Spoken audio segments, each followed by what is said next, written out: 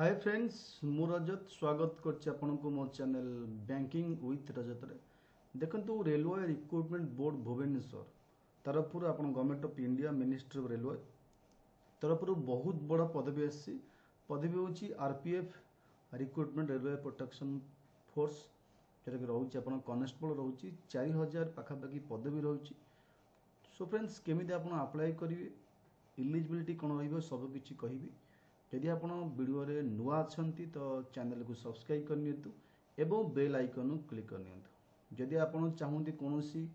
Exam preparation करने को ओ डबल एसी ओ ट्रिपल एसी आप जॉइन करें बैच कोर्स चली ओ S S C foundation course चली वेनम ओएस मध्यम ओपीएससी चलती सहित आप टेस्ट सीरीज पीडीएफ फाइल बा पीडीएफ नोट्स सब किसी अवेलेबल अच्छी वेनम ओएस ऑनलाइन एप्लिकेशन इंस्टॉल करंतु प्ले स्टोर जाई नहीं तो ये वीडियो डिस्क्रिप्शन शेयर कर देछि अपन ताको इंस्टॉल करने देखंतु पोस्ट अच्छी आपनकर एठी आरपीएफ अच्छी railway protection force constable post एटा होछि ऑफिशियल आपनकर नोटिफिकेशन अच्छी एटा government of India ministry of railways railway recruitment board एठी आपन पाई पारिबे ऑफिशियल वेबसाइट यही वेबसाइट मुझे आपको शो करुच्ची रिक्रुटमेंट पेज जी गलापर ये आपको मेंशन कर देछि ठीक अच्छे नोटिफिकेशन मेंशन कर देछि कौन कौन पोस्ट अच्छी देखो ये पोस्ट अच्छी आपनकर आरपीएफ कनेस्टेबल पोस्ट डेट एठी डेट ऑफ जो नोटिफिकेशन आसला 14/4 रे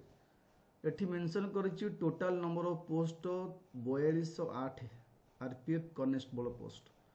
अप्लाई डेट 15/4 रु आरंभ होबो एप्रिल 15 रु आरंभ एवं मे 14 रे शेष होबो लास्ट डेट होछि 15/5 मॉडिफिकेशन आपण करि परिबे अप्लाई डेट होछि 14 मे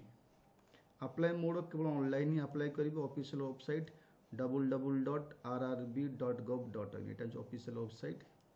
job location all India gender both male and female apply करि परिबे एप्लिकेशन फी आपन को जनरल एससीबीसी ईडब्ल्यूएस 500 टका रही 400 टका रिफंडेबल अपियरिंग सीबीटी देला पर आपन 400 टका रिफंडेबल होबो पर एससी एसटी फीमेल रही 250 टका एवं 250 टका रिफंडेबल हो जिवो अपियरिंग सीबीटी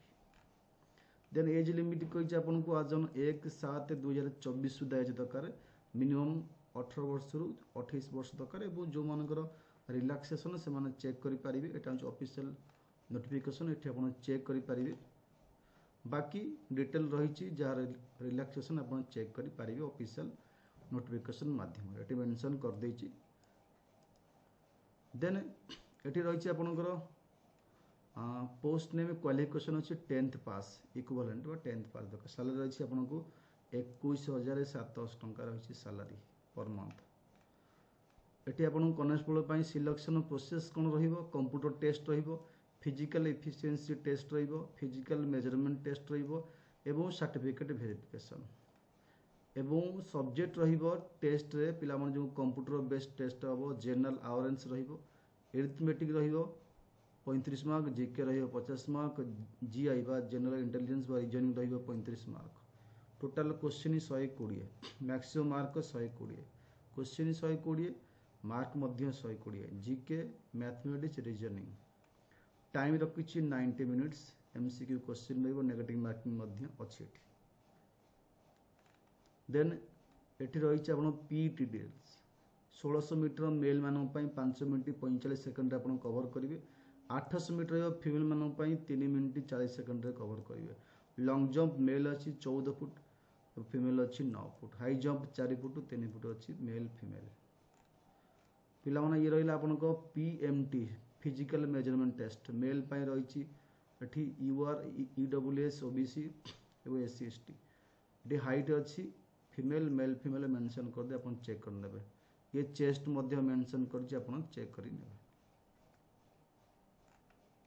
देन ये थिला पिला माने आपनकर नोटिफिकेशन जहाँ भी डाउट अच्छी एटा ऑफिशियल नोटिफिकेशन डिटेल दे दीछि आपण चेक करि परिबे बहुत पेज अच्छी बोली आपको मु शॉर्ट रे आपन को कहि देली ठीक अच्छे ଆପଣ ऑफिशियल वेबसाइट जाई परिबे एटा होची www.rrb गला परे सेठी आपण भुवनेश्वर जाई जोन चेक करि परिबे एवं एटा भुवनेश्वर पेज ओपन आसिला ईस्टर्न जोन एठी आपण चेक करि परिबे सब जिनिस। Thank you.